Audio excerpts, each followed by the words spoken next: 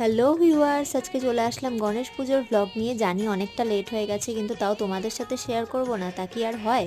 তো আমি আর আমার বন্ধুরা সবাই মিলে চলে গিয়েছিলাম আমাদের বৌদির বাড়িতে। আমাদের বৌদির বাড়িতে কিন্তু টানা 10 দিন ধরেই গণেশ পুজো হয়, কিন্তু আমি অফিসের ব্যস্ততা থাকার কারণে খুব একটা বেশি অ্যাটেন্ড করতে পারিনি। জাস্ট 2 দিন গিয়েছিলাম।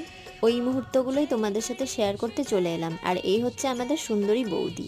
তারপর দেখো, সন্ধ্যাবেলায় সমস্ত নিয়ম কানুন মেনে আরতি হলো।